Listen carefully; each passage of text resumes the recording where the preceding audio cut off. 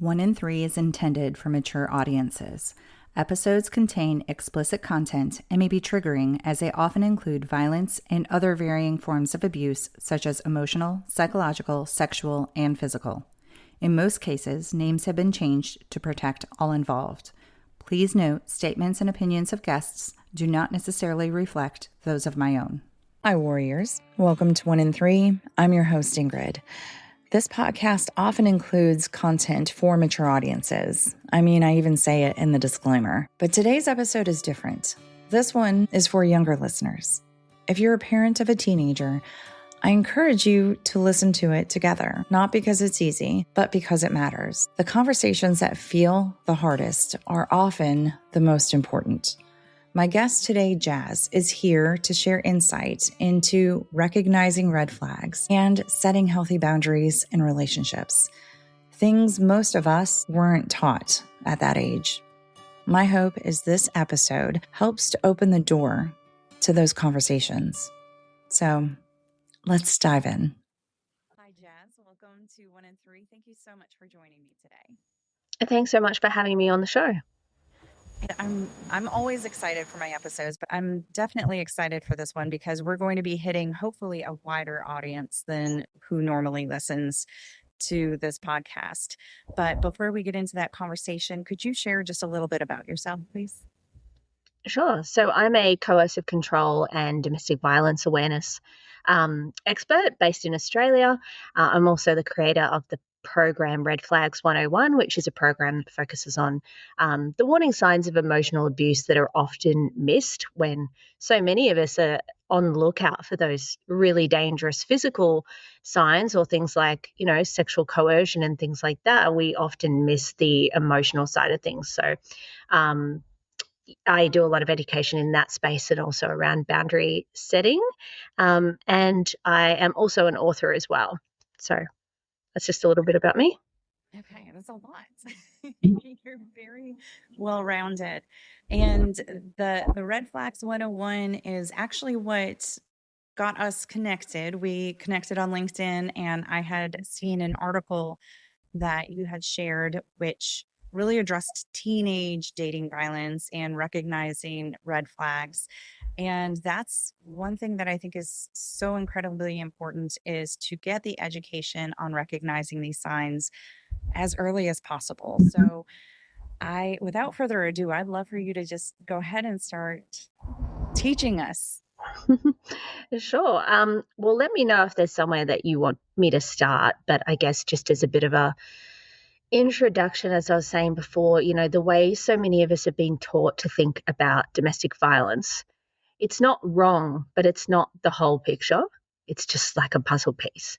And your story might be similar in that growing up, a lot of us watched these, rom-coms and, we had our favorite music, and a lot of it was really like a lot of the stuff that we consumed in media, whether it was music or films, was really quite toxic in terms of what it was teaching us about relationships. For example, recently I went back and I was making like a millennial hit playlist because I was making it for my birthday, and I remember re-listening to some of the songs that I used to listen to as a teenager. Things, like music like Jarul and stuff like that, and literally the music we were listening to were songs that were called things like Love is Pain. And I remember listening to that and just being like, yeah, like just loving it. But the messaging in so many of the pieces of media and culture that we were consuming just taught us the worst messages about love. And I was definitely one of those teenagers who, as we'll talk about a bit today, so many young people worldwide, even today with all the education that we have, are still finding themselves in toxic relationships and being coerced and groomed into toxic relationships because they're doing a great job of say, looking out for things like physical violence and saying, well, if anybody ever hits me, if anybody ever physically assaults me, I'm straight out of there. But they don't always understand all of the little puzzle pieces that come before that, especially all of the red flags that make up coercive control, which I think would be really great for us to have a chat about today. And that includes things like financial abuse, love bombing, gaslighting, sexual coercion, all those sorts of things where the person's constantly overstepping your boundaries in not in overt ways, but in little drip, drip, drip ways, like a tap, like a leaky tap. And over time, it all adds up. And but in the moment, you just don't see it. And so that's why I think, it's so important that we have this education, both for our young people and for parents or, solo parents, especially anybody who's getting back into dating. It's so important that we're aware of what these red flags look like before they escalate into, say, physical or sexual coercion and assault. And I know that personally. I mean, as I said, I was in quite a few toxic relationships when I was when I was a teenager and in my early 20s, and that stemmed from growing up in a family where I was living with a perpetrator of domestic violence, and so, had no idea what boundaries were. I grew up learning that it wasn't safe to speak up and to say how I really felt, because that was a really scary thing to do around my dad. And so I learned in the ways that many, victim survivors learn, that it's safer to say nothing, and it's safer to just go along and go with the flow. And that led me into lots of unhealthy relationships. And, there were a lot of traumatic, things that came from that. And so that's why I'm passionate about the work I do today, to try to help other people to either avoid that completely or to stop the cycle and recognize these signs early. Yeah, and I can relate to so much of what you just said. I'm a Gen X myself, and our generation, it's very similar to millennials, where the TV shows, the movies, the songs that romanticized someone pursuing you, and and a woman, most often a woman, saying no. But then it was just so dreamy for this man to keep pushing and keep pushing your boundaries. And I think that's part of what people don't understand in coercion. And is it yes? Is it really yes if somebody has to say 10 times no before they say yes? As a teenager, I just assumed certain things were supposed to happen when you were dating someone. And if it was something that was uncomfortable to me, that's just part of the relationship. If you feel uncomfortable with what's happening, then perhaps it's not something that should be happening. Yeah. And I will also say, I was a person in my 20s that I would look at these abusive relationships or hear about these abusive relationships and say, I would never be that woman who would tolerate that in a relationship. And I did. I am a survivor of a violent relationship because it didn't start out that way. I've talked about this as well. I've never heard, and I'm sure there can always be the exception to the rule, but I've never heard anyone ever share about a story where, or their personal experience where the relationship started out with extreme violence. Because why would you ever stay? Why would you ever feel sorry for that person? How could they ever guilt trip you into staying if they started out by, hitting you from the very beginning? So it never starts that way. And that's why we can miss the signs. And I think it's really important to say that when educators like myself talk about, whether it's our own experiences, like sometimes I've talked about as a young person who had no idea about boundaries or anything like that, I would often gravitate towards relationships and people that felt familiar but were not healthy. And when we talk about that, we're not placing blame on the victim and saying, oh, they gravitated to it, so therefore, like, they somehow caused this. It's just that some of us have inherent vulnerabilities, whether that's being neurodivergent. For example, there are studies now that have shown that up to 90% of autistic girls and women have experienced sexual violence, which is just horrifying. So there are unique vulnerabilities that many of us experience, whether it is neurodivergency or whether it is having a history of childhood trauma or growing up in an abusive home. Those things can make us more vulnerable in the way that we may initially either not understand those red flags, or we may see them as familiar because that's what we've grown up with. So therefore we don't feel the danger. Our nervous system already feels, I don't know whether it's right to say at ease, but our nervous system sees that and goes, oh, that's familiar. I know what that is. So it's not sending up the red flags for us. It's not sending up danger signals. And so it's really important that we are educating, especially our young people, from as early as possible to know that your no means no.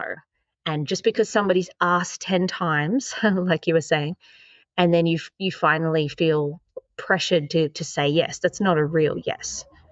It needs to be a full-bodied yes from the beginning. So all of these things are this education piece is so important, and boundary setting is a big piece of that education part as well, because it's one thing to know what the red flags are and learn how to spot them, but if we don't feel comfortable saying no, then we can find ourselves in the same kinds of situations over and over, even when we don't want to, simply because we haven't learned yet how to how to heal that people-pleasing part of ourselves in order to really say what we want to say and feel safe and comfortable to do so.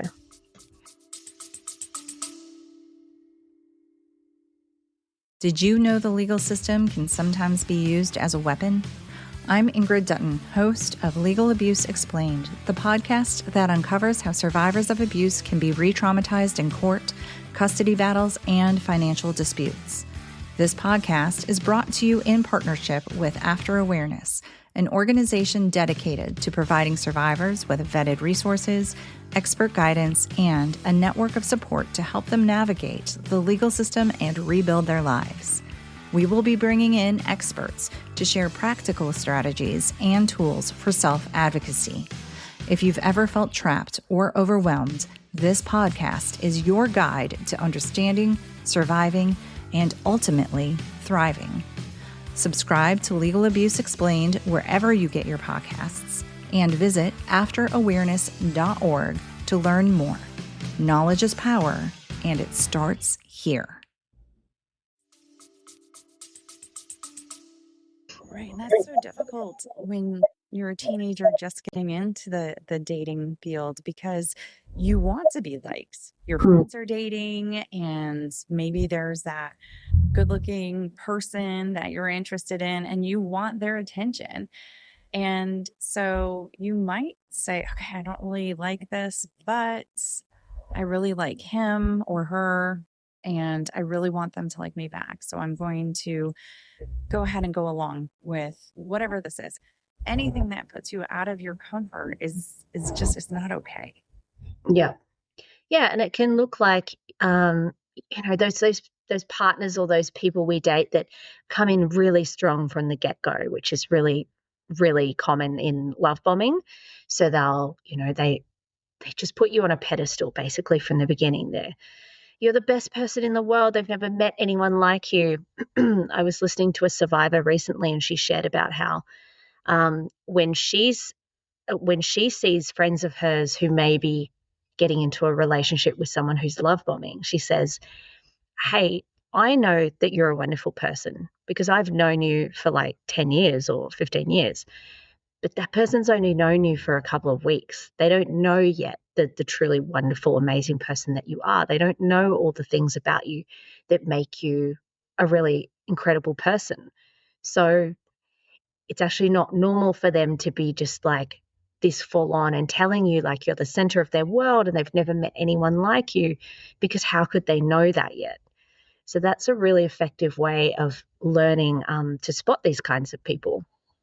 There's another example that I often give when I'm speaking in high schools, which is looking at celebrity relationships around us and learning to educate ourselves through them. So we look at somebody like Megan Fox and Machine Gun Kelly. Like, on and off relationship over the years. And I have to say, unfortunately, because I do feel that way, they now have a child together, which I think is, kind of unfortunate given the dynamic of their relationships. But if you look back to the very beginning, that relationship was just like full steam ahead from the beginning. In interviews, they talk about how they're each other's twin flames. And, she talked about him in terms of being like a forest fire that was so overpowering and all consuming that, you had, I think her words were something like, you have no choice but to fully surrender and basically let it consume you. And I was like, oh girl, that's not that's not the thing that you think it is. You ran away from a forest fire. You don't stand there and let it burn you to death. That's right. And follow all the animals. They're running away from it. Megan, even the animals know, but we saw that in the beginning. And then, of course, it wasn't that long before they were engaged. And then, of course, we saw the engagement ring that he gave her, which had little thorns embedded on the inside. So if she ever tried to take it off, it would literally rip her skin. So it would literally scar her. And that's just a really good example that I give actually in both my keynotes for adults as well as young people.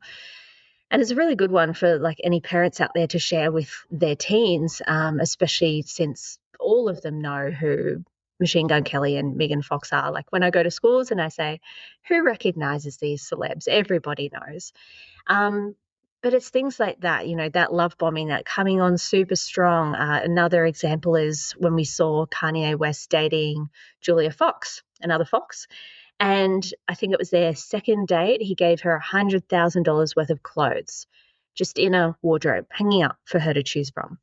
And she was, her initial reaction was probably like the reaction many of us would have, like, oh my God, who does that? How romantic. Like, I've never had somebody do that for me before. It's so extravagant. I feel so special. But again, that is not a normal thing to do in any relationship, whether you're buying somebody $1,000 of clothes or $100,000 of clothes.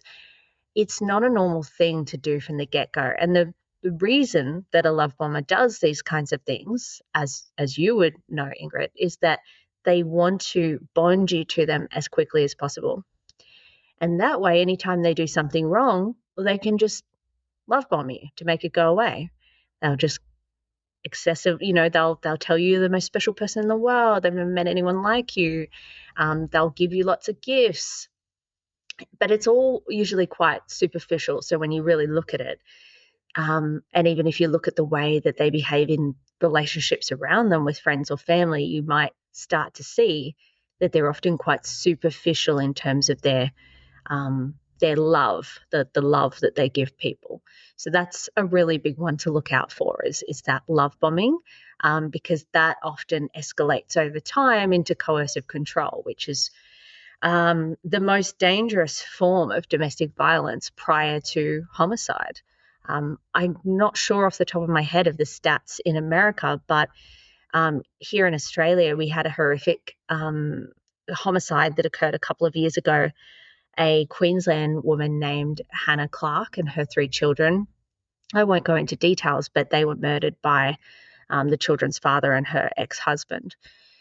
And what came out of investigations into what led up to that was that her parents ended up starting the Small Steps for Hannah Foundation to help other victims so that hopefully no one else has to go through what their family did. But I remember Hannah's father saying that in the first 6 months after leaving, the risk of homicide was something like 90%. And even when we look at independent studies, even if we were to say, hey, is it really 90%? When we look at research, it states that coercive control is the biggest predictor of future homicide. Well, coercive control is the use of threats, intimidation, or psychological abuse and manipulation to essentially control a person. And it doesn't have to be, it's not always about romantic relationships. We see it in families. We especially see it in cults. Cults just thrive on coercive control and love bombing, which is part of that. So you can see it in any kind of relationship, really. But it's so insidious because people, again, they don't often recognize all those little drips that are happening in the beginning until it escalates to really severe abuse.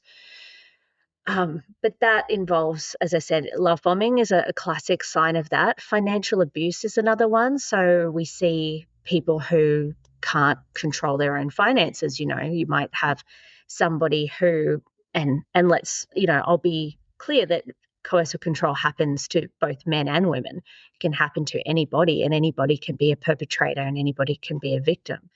But as an example, in, say, a relationship with a woman and a man, we'll often see where a woman, even today, might not have her own bank account. She might only have either a joint bank account or a bank account that's in her partner's name. And that leaves women, especially, very, very vulnerable to abuse. Because if you don't have your own way of making money, as Judge Judy's said before, a woman should always have her own way of making money, because if you don't, it does leave you very vulnerable if you are in a situation with abuse. And so we'll see the person who's a perpetrator withholding funds or saying, well, here's some money for this week, and literally giving them cash, controlling how much they spend. And of course, that makes it really hard for somebody to get out of an abusive relationship if they don't have access to their own money. And I've sadly heard of many examples of this even today, of people who've not been able to access their own money, and that makes things so incredibly hard. In terms of men as well, there's an example I often share in my keynotes of a young man called Alex Skeel. I think his last name was Alex Skeel, from the UK. Yes, I actually did an episode on Oh, Skeel's amazing. story. Yeah. Yes, so people will probably be familiar with that, but if not, he experienced really severe coercive control and was lucky to walk away with his life.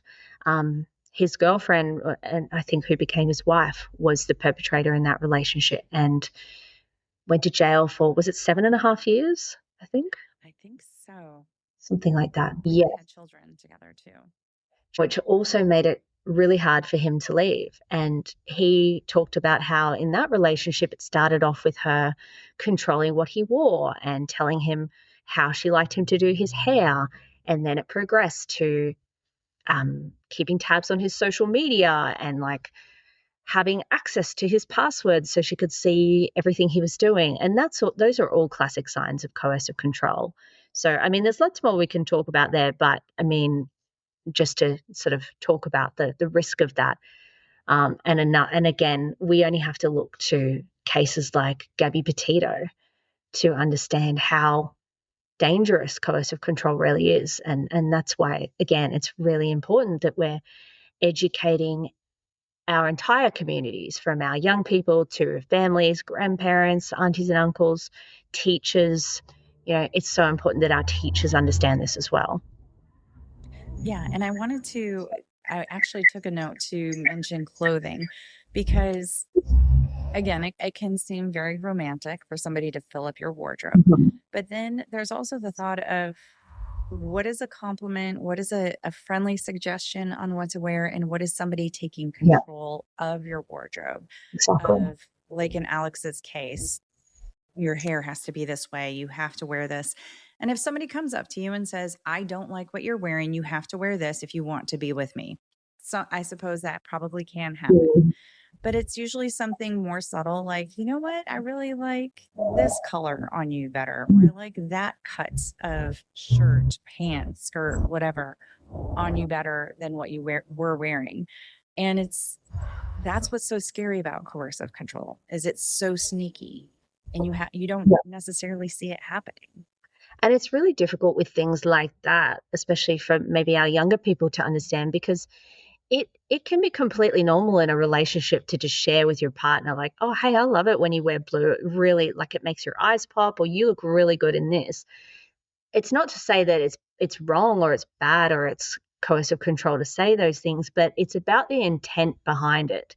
And I think what's really helpful is to look at, what does your partner do if you don't do that? So if you don't wear that color that they're like, oh, I actually really like it when you wear a long skirt instead of a short skirt, or I really like it when you wear this particular shirt, or you keep your hair like this instead of this. If you don't do that, what's their reaction? Like, can you sense the displeasure with you? Like, do they make life difficult for you? Which is what narcissists and coercive controllers will often do. They'll just make life so uncomfortable, so difficult for you that you're like, oh gosh, I can't stand this feeling. Like, it's just easier to, why don't I just do what they said? Because then I can keep the peace. They're happier. They're not upset with me. It seems like they're really disappointed in me now because I didn't listen to their advice. It's like, how do they respond if you don't do everything that they tell you to do? That's right. And then another thing they like to do is isolate, right? Mm. Isolate you from friends, isolate you from family. It doesn't necessarily mean physical isolation where they're picking you up and moving. It can be, that can be it. But it could be something like, oh, you're going out with your girlfriends tonight. I was hoping maybe we would just stay in, which could actually also be a romantic gesture, and that could be okay. But if it's, so we planned this, the girls and I have been planning this for a month and I really want to go. And again, you gauge their reaction and the pattern.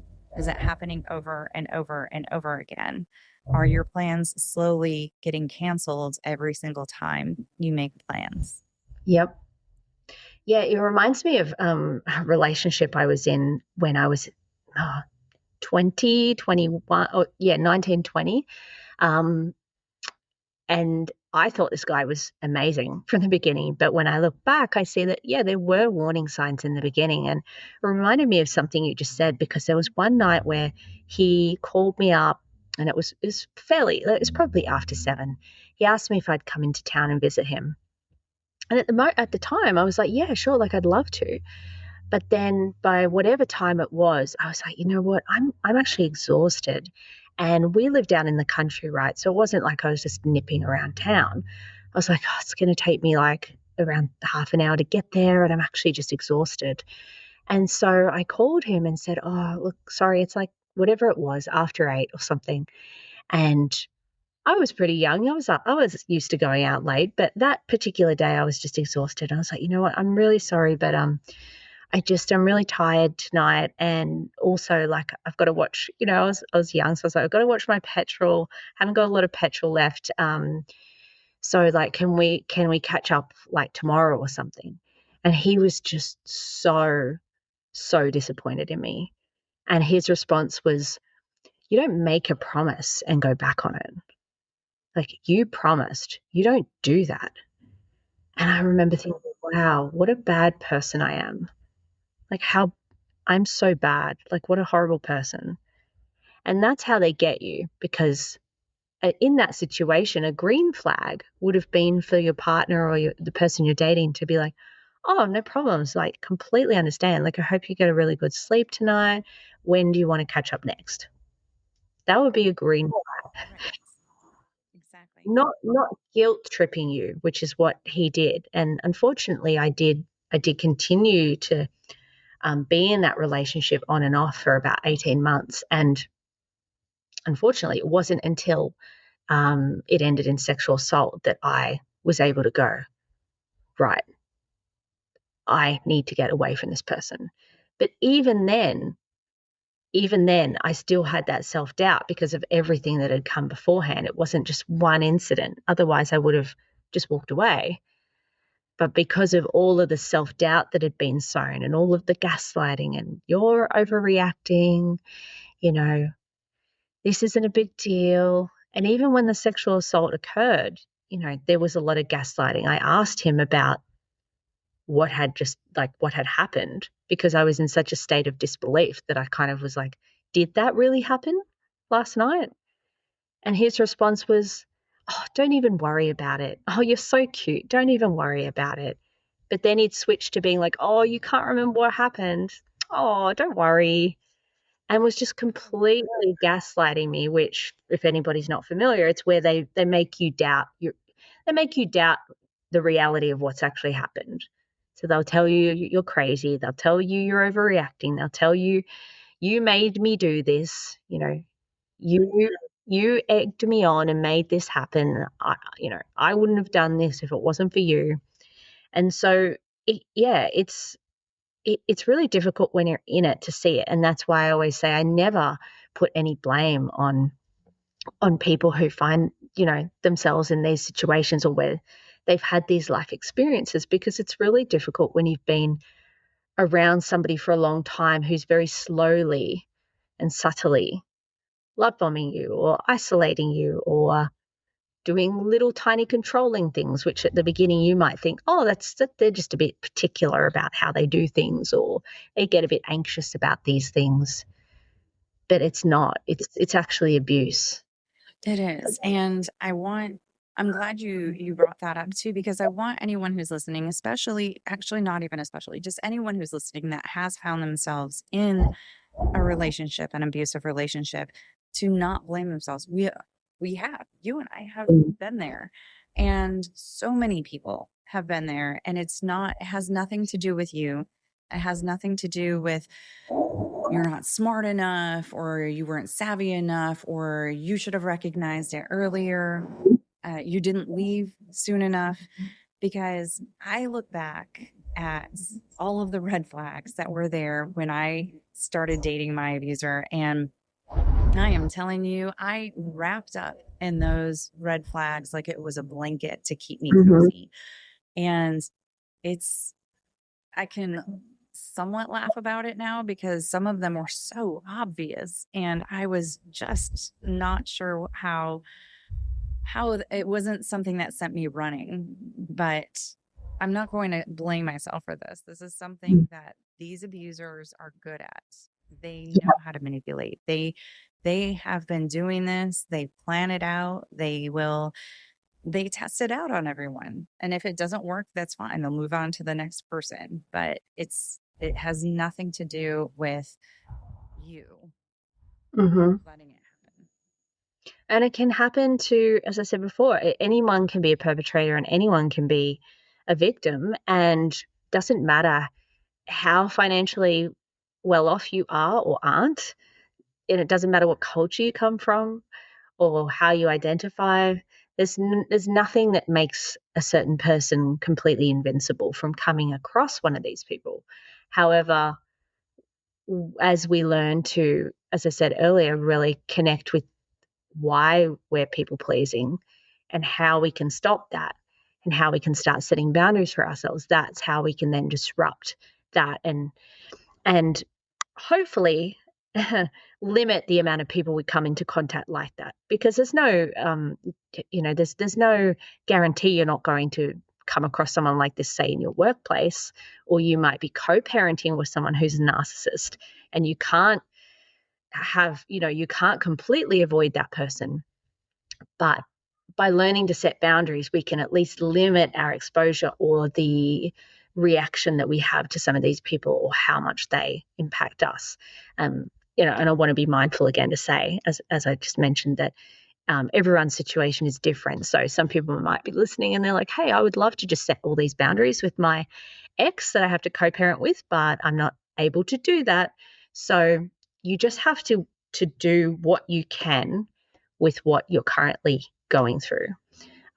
But the boundary setting is a big piece of it. And when I teach in schools, when I teach in communities or workplaces, one thing I'll say is that it's really important to understand what is driving our need to say yes, because it's really hard to set boundaries if you don't understand that piece first.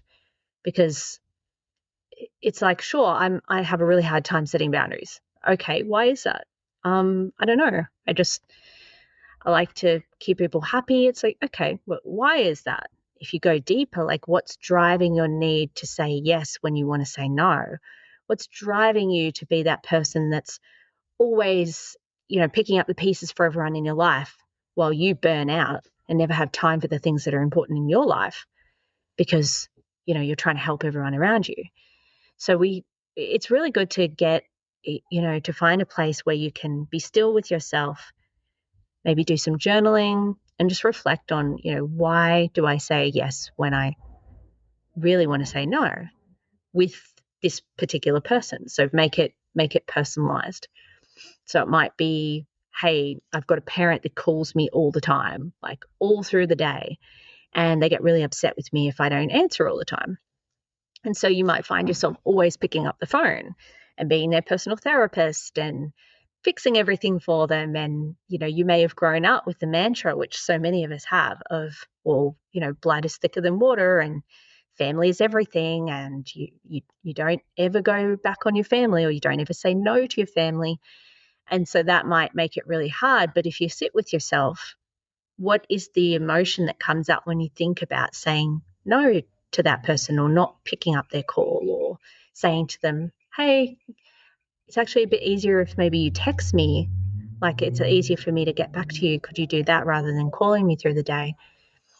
Is it fear that you feel, or is it just like a discomfort? Is it anxiety? Like, what is it you feel? And then once you identify that, it can be really helpful to then ask yourself, what do I think is like the worst case scenario that's going to happen if I put that boundary out where I say, hey, like just I'm not able to answer the phone all through the day, but maybe if you give me a text, or hey, can we do a phone catch up, say on Saturdays each week, or something like that. And think about, like, what is the worst case scenario that you think might happen? Because often it's interesting, but often we don't even ask ourselves that. We just in our heads go, oh, I can't do this. Like, it's just easier to make them happy and do the thing. And there's lots of different examples, but I think there's probably a lot of people out there who might have some strained relationships with family, or they have a family member that's maybe difficult to deal with. And that's a common one that I've heard from people, is the family member that's just always wanting you to pick up the pieces and fix everything for them. So worst case scenario, I mean, it's going to be different for everyone. But for some of us, it might just be that person's really angry with us and really unhappy. And we have to be willing to allow that to happen in order to protect our own time and energy, and to have the healthiest, most joy-filled, thriving life that we can possibly have. Like, people will be upset with you when you set boundaries. But if they're upset with you for setting a boundary that is protecting you or making your life healthier, then they're the problem, not you. So that's a really good one to go by. Yes. And I'm so glad you went into detail about boundaries, because boundary setting is important in intimate partner relationships, family dynamics, work dynamics, any kind of relationship that you're in is very important. And I'm also glad that you went into detail, because 49-year-old version of me, I'm very well aware of what I feel comfortable with, and I know how to set boundaries, and I know where I can draw those boundaries and what feels okay to me. But teenage version of me had no idea what a boundary even was, or I don't think I even would have recognized if something was uncomfortable to me until I was really, really, really uncomfortable feeling that I was in a situation where I couldn't do anything about it anyway. Yeah, that's super common. I mean, I'm like older millennial, like closer to Gen X, I'd say. And I feel very much the same. Like, it would be that you'd have to be like in the boiling pot, so to speak, before you said anything. Not when you got put in the pot or the pot started to warm up a little bit. It's like, no, wait till it's boiling hot before I say anything. And yeah, I mean, that's this common story of so many of us. We just weren't taught how to speak up. And I think that the generation out there now, the young adults and the teenagers, I think they have this benefit because we are talking about red flags and boundaries, and these topics are coming up. When we were kids, I don't think anyone cared what we felt in terms of red flags or boundaries. I don't think red flags was even a term until recently. But so I do feel that they already have this awareness that it was almost like we didn't even have permission to be aware back then of anything that made you feel uncomfortable. Yeah, I think the only awareness I ever have of anything to do with domestic violence was if you saw something in a movie about a woman being hit, you're like, oh, okay, that's domestic violence. And so that's why I didn't recognize what was going on in our home for a long time, because it was very rare for there to be any physical violence. It was mostly the isolation, the control, the financial abuse, all of those things, even down to really things that might sound bizarre. For example, my dad would take the batteries out of the computer mouse so that we couldn't even use the computer unless he wanted us to. Or he would hide the car keys so that we couldn't go out unless he had, approved of where we were going. Or he might often drive the car and then drop us off somewhere. And I remember once he dropped my mum, me, and my 11 or 12-year-old friend from school. He dropped us off at a video store back when we had video stores. And he was just meant to be going to do the shopping or something and then coming back. And instead, I think we sat there for hours. And I remember my friend and I from school sitting at this little plastic table that was meant for toddlers with coloring paper and pens and pencils. And we were just sitting at this toddler's table, just coloring in like coloring book stuff that had been left there, because we were like, okay, I don't know when we're getting home. Sorry, I don't know when we're going to get back to mine and we can hang out. And that was so embarrassing, like as somebody who was, in year 5 or 6 of school. But those little things, I didn't recognize that was coercive control, because we didn't even have the term coercive control. I just thought my dad's a jerk, my dad's a horrible person, and everything has to be his way. But I didn't have the language for it, which thankfully today kids do have the language for it, although sometimes they still struggle to understand some of the nuances, particularly with something like gaslighting. When I speak to students, I say, now, here's a tip. When someone's gaslighting you, it's not them just saying something you disagree with and saying it really loudly and unapologetically. People are like, oh, stop gaslighting me. And I'm like, that's actually not gaslighting. They just have a different opinion to you. But gaslighting is where they're actually trying to psychologically manipulate you into thinking that something never happened, or that you were actually the bad person in that situation.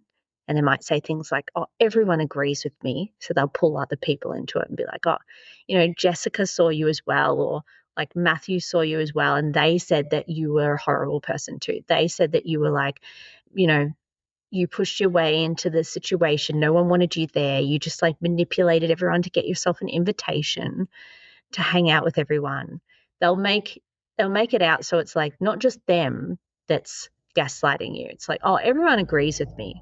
So it's not me, it's you. And so all these things are just, there's nuances to it. And it's really important to understand, like we were talking about earlier with the clothing situation, like what is just a healthy, normal relationship with a friend or a partner who's telling you what you actually look good in terms of like clothing styles, and what is somebody who's coercively controlling you and trying to dictate what you can wear and where you can go and who you can see and all those sorts of things. And I think it's super important to be in tune with your gut. And because your gut is telling you, and it may not be butterflies, lovey butterflies that your gut is feeling, that you're trying to say, oh no, I think that this just means I really like this person. It might be warning signs, and it might be telling you to take a step back. And I also like that you brought up using terms, because you don't necessarily have to put a name or a label on something for it to be recognized as a bad thing. You don't have to say that's a red flag before you take a step back and say, I don't like what's happening. I'm going to back away. Yeah. Yes, there's this YouTube channel I love watching, and the guy's name is James Rush, and he does a lot of videos on toxic relationships, especially on reality TV shows. And whenever I'm talking to parents and they're like, oh, I need more resources to talk to, my young person about this, I'm like, hey, just look for things in the media that give you, a bit of a common base to, they give you some things to talk about with your teen, but also look for, I hate to say it, but reality TV shows, even though I wouldn't personally recommend spending all your time watching them, but they do give us amazing talking points and examples of what toxic relationships look like. And I remember this guy, James Rush, he does a lot of videos on, say, 90 Day Fiance, Love is Blind. And I think it might have been one of the episodes of Love is Blind. Let's just say it was one of those. And there was a guy who was, he was really toxic. But when they were in the pods talking to each other, and if you don't know, Love is Blind is a show where people meet each other and get married without ever seeing the other person. So they're in these pods and they talk through the wall to each other. And this guy was just saying things that intuitively the woman was feeling really uncomfortable about. She was sensing that he wasn't authentic, that he was putting on a show, that he was trying to love bomb her. And she said at one point, I don't like that. I don't like what you just did. And I was like, yes, this is what we need to see more of. We need to be educating, both women, men, everybody, no matter how they identify, to recognize and tune into what our gut is telling us, to be able to know when we feel uncomfortable and to be able to go, I don't like that, and voice it early. I thought that was really, really cool to see that. So, what would you do, or what would you recommend for listeners, especially the young listeners, if they find themselves in a situation where they think they might be uncomfortable with what's happening, but they're torn because everyone thinks this is maybe they're the best couple that should be together, or they're trying to convince themselves more or less that this is the person they really want to be with. Yeah. What are steps that they can do once they find themselves in that kind of a situation? So firstly, always listen in to your gut. Our intuition is almost never wrong. And if we know how to listen to those feelings, it's always telling us something for a reason. So if you feel just, I guess, this baseline, like if you sort of tune into how you feel inside, it may not feel like those butterflies going off all the time, but you may just feel this inherent resistance about something. It might be, I don't know, I feel resistant in some way to like their their energy, or like the way that they speak to me, or something that they do. Maybe maybe you get the ick with certain things, but everybody else is telling you, oh no, this person's amazing, like you would be so lucky to be with them. It doesn't actually matter what other people think when it comes to your, especially intimate relationships. Now, there is a caveat to that. Like, it does matter if people are voicing concern for you because they're concerned that you're in a unhealthy situation. But when it comes to like other people wanting things for you, like they want you to be with this person, it doesn't actually matter. And that person might actually be a great person, but they might not be the right fit for you. If you ever feel pressured into something, it's important to take a step back and just spend time with yourself, really understanding and diving deeper until you can understand, I should say, what that resistance is or why you feel a bit off about it. So take a step back and just let yourself really dive deeper into what it is that you're feeling and maybe why that's coming up. Journaling is a really, really powerful way to do that, whether you do it in an actual book or on notes in your phone or whatever it may be. And also find somebody who you trust, who has really good insight. Might be a teacher at your school, it might be a counselor, it might be you might have a really good relationship, hopefully, with someone in your family that is a trustworthy person that you can talk to about that. And again, say to them, hey, I'm feeling a bit off about these things. What do you think about this? I recommend doing that. But as I said, never feel pressured that, you should be with someone just because other people think you should. There was a young man that came up to me once at a high school gig, and he said, I'm having a really hard time distinguishing whether what I'm experiencing is bullying or coercive control, or what it is. And in his particular situation, his friends were all peer pressuring him to, exactly what you're talking about, date a certain girl, be with certain girls. And he didn't want to. And I said, look, that's not the way he described it. I said, I wouldn't characterize that as, say, bullying, but it does fit into peer pressure. And at the end of the day, it doesn't matter who they want you to date. It only matters who you want to date or who you're interested in. So learn to just say, hey, like, they're not really my vibe, or, I'm not really, that's not really, not really that interested, but, that's cool. That's cool. Maybe you want to date them. Maybe you want to go date them instead. But always listen to your intuition, because it's always trying to tell you something. And the easiest way to connect with it is just to get still and to spend time reflecting in a quiet place, away from social media or away from our phones, and tune into what it's actually trying to tell you. And so on the flip side, and with the hopes of perhaps teenagers are listening to this episode with family members, or even young adults listening with other young adults, what can you say are potential signs that maybe your child or your friend or your loved one is in a relationship that's not healthy for them? Well, first of all, if you notice that young person, especially if we're talking about teenagers, is becoming more and more isolated, if they just don't seem like themselves, or they're not interested in things anymore that used to really excite them. Maybe they don't really want to spend time doing their hobbies anymore or sports. They're not hanging out with their friends. And hopefully if they had really good friends, if you notice that they're not spending time with those people who were healthy for them, and they're all wrapped up with this one particular person, no, that's a pretty big warning sign. It doesn't mean that there's abuse going on, but you need to really find out what's going on and pay attention.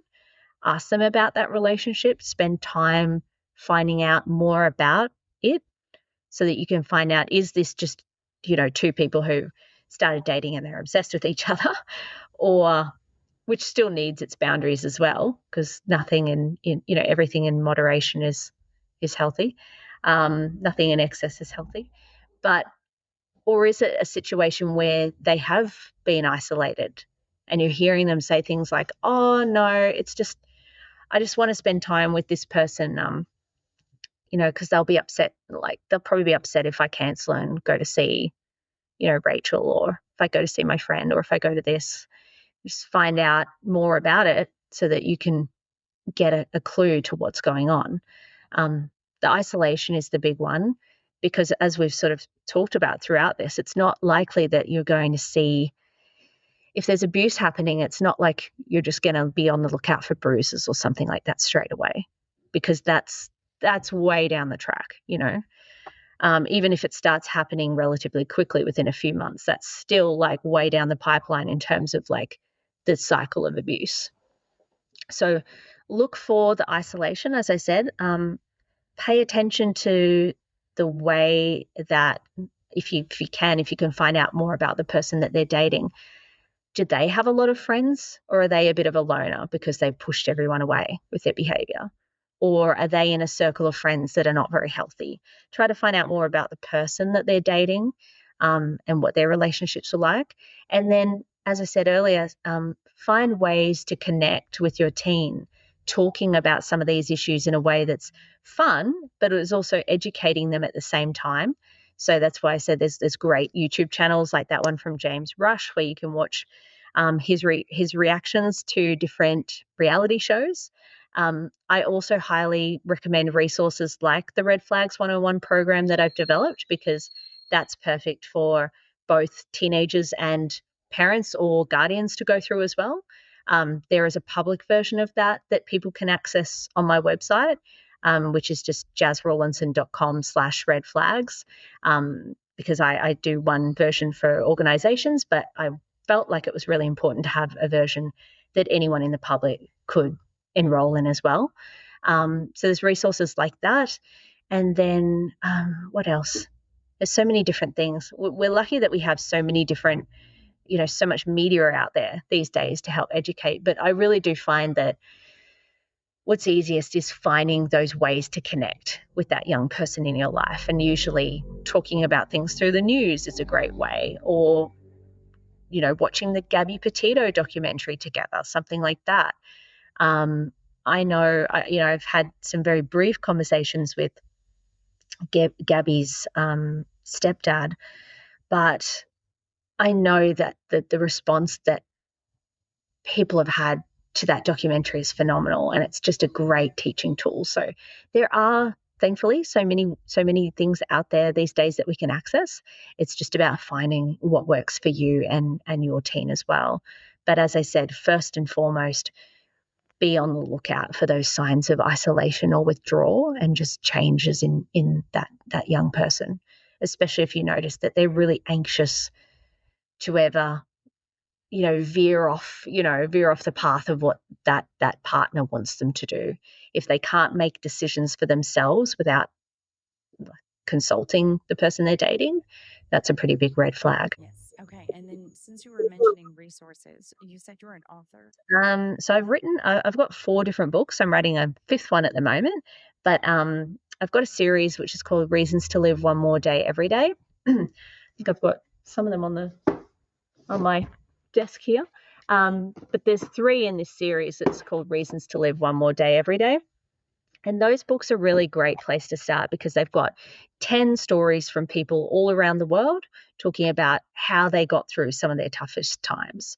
So whether it's, talking about eating disorders or PTSD or having a disability. I've got people in there, amazing woman called Lauren Watson who was in a car accident when she was 19, I think it was, and ended up paraplegic. But today she, teaches circus aerial, and she's up in the air with her wheelchair doing silk aerials.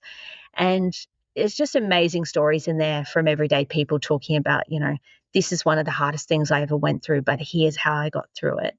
So they're a really great resource, especially if you love short stories and you're pressed for time. And then I also have my memoir, which is called The Stories We Carry. And that goes into more detail about my personal story, my journey through domestic violence, my journey into advocacy, the investigation work I've done into human trafficking and exploitation. I call it a thriller memoir because there's a lot of mystery in there, but there's really interesting stories in there that are they make a great gateway for anybody in your life who maybe you're concerned about, but they might not be ready, say, for therapy yet, or they might not be ready to fully share their story. I always say to people, just grab a copy of The Stories We Carry and give it to somebody as a birthday gift or a Christmas gift or something like that, because it's a really casual, easygoing way to help somebody else maybe on their journey to start speaking out. And there's lots of stuff in there around more about my journey of how I learn to set boundaries and what that looks like and where to start if you're kind of at the beginning stages of that. So all my books are, you can find them on Amazon as well, but you can also get them from jasrawlinson.com/books, or just go to the books tab and you'll find them. Okay. And do you have any social media links that you want to share with anybody? If you just look up Jas Rawlinson, it's Jas with an S, Jas. You'll find me on Instagram, Facebook, LinkedIn. Those are the main channels that I use. I do have a TikTok. Anybody can look me out, just Jas Rawlinson, and you'll find me there. Okay. And you've given so much great advice, but is there any lasting words of wisdom or encouragement that you would like to leave with listeners today? If you or someone you know is in a relationship or a situation that is toxic or maybe is unhealthy, I guess I'll speak to the people who are in it right now, possibly. I just want you to know that it's okay for you to live a life where you're respected and where people see and hear you when you speak and people respect, your boundaries. I think that, it's just really underrated sometimes, especially when you're in that situation. You can just become acclimatized to thinking my feelings don't matter. It's just better if I make this person happy. I just want you to know that there is a life on the other side of this, and that I really encourage you to find somebody, just one safe person to speak out to about what you're experiencing. And if that person doesn't respond how you'd hoped, or they don't support you, or maybe you've spoken out in the past and you haven't been supported. And I know what that's like. Please try again, because it's really important for you to find that person who will hold space for you and let you know that your feelings are completely valid. And as I said, you deserve to live a life where you're safe and you're protected, and your feelings and your boundaries are respected. So I just really encourage you to try again if you haven't had success with speaking out to someone. And, if you feel like you can, maybe reach out to a professional as well, so that you can get some guidance on how to move forward from here in a way that's safe and also kind of aligns with where you're at right now. Thank you so much, Jas, for your time and your incredible words and everything that you're doing to help educate on specifically coercive control and boundary setting. So thank you again. Thank you. It was great to have this conversation with you today. I really appreciate it. Thank you again, Jas, for joining me today, and thank you, Warriors, for listening. I've included the links Jas was referring to, as well as her 1 in 3 profile in the show notes. I will be back next week with another episode for you. Until then, stay strong, and wherever you are in your journey, always remember, you are not alone. Find more information, register as a guest, or leave a review by going to the website 1in3podcast.com. That's the number 1, IN, the number 3, podcast.com. Follow 1 in 3 on Instagram, Facebook, and Twitter at 1 in 3 podcast. To help me out, please remember to rate, review, and subscribe. 1 in 3 is a .5 Pinoy production. Music written and performed by Tim Crow.